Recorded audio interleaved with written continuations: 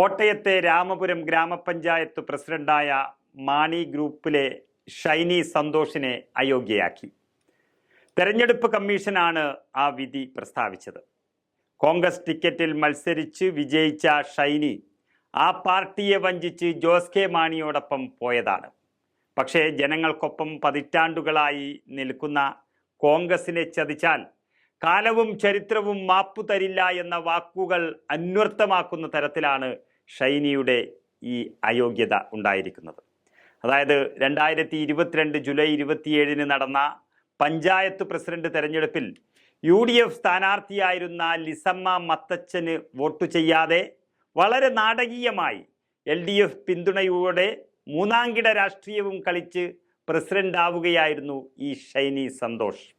പാർട്ടിയുടെയും പാർട്ടി പ്രവർത്തകരുടെയും എല്ലാം അനുഗ്രഹത്തോടും കൂടി കൈപ്പത്തി ചിഹ്നത്തിൽ മത്സരിച്ച കോൺഗ്രസുകാരിയായ ഈ ഷൈനി സന്തോഷ് ആദ്യ ടൈമിൽ രാമപുരം പഞ്ചായത്തിൻ്റെ പ്രസിഡന്റായിരുന്നു. എന്നാൽ മുന്നണി മര്യാദകൾ പ്രകാരം UDFിലെ ധാരണ പ്രകാരം 2 വർഷത്തിന് ശേഷം ജോസഫ് ഗ്രൂപ്പിലെ ലിസമ്മ മത്തച്ചന് പ്രസിഡന്റ് സ്ഥാനം കൈമാറാൻ ധാരണ ആയിരുന്നു. എങ്കിലും തെരഞ്ഞെടുപ്പ് ദിവസം ഷൈനി കൂറുമാറി മാണി ഗ്രൂപ്പിന്റെ സ്ഥാനാർത്ഥിയാവുകയും LDF പിന്തുണയോടെ രാമപുരം ഗ്രാമപഞ്ചായത്തിന്റെ പ്രസിഡന്റ് ആവുകയായിരുന്നു.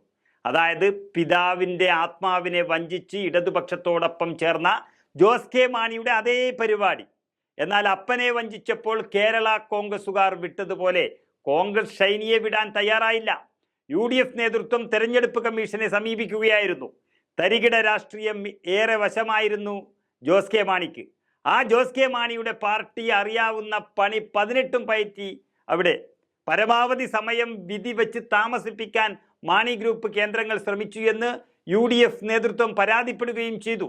എന്നാൽ ജോസ് കെ മാണിയുടെ പതനം തുടങ്ങിയെന്ന് കഴിഞ്ഞ ദിവസം പാലാ നഗരസഭയിൽ കണ്ടതിൻ്റെ തുടർച്ചയാണ് അതേ പാലാ മണ്ഡലത്തിൽ പെടുന്ന രാമപുരത്ത് ഇന്ന് സംഭവിച്ചിരിക്കുന്നത്. ഇത് സത്യത്തിൻ്റെ വിജയമാണെന്നും ജനാധിപത്യത്തെ അട്ടിമറിക്കാനുള്ള മാണി ഗ്രൂപ്പ് ശ്രമം പാഴായതാണ് എന്നും കോൺഗ്രസ് നേതൃത്വം പ്രതികരിച്ചു.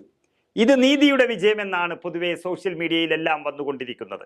ഏതായാലും കോട്ടയം ലോക്സഭാ മണ്ഡലത്തിൽ സ്ഥാനാർത്ഥിയെ പ്രഖ്യാപിച്ച നിമിഷം മുതൽ ജോസ് കെ മാണിക്കും കിട്ടിക്കൊണ്ടിരിക്കുന്ന തിരിച്ചടി വലിയ ഒരു അടിതെറ്റലിൻ്റെ സൂചന തന്നെയാണ്.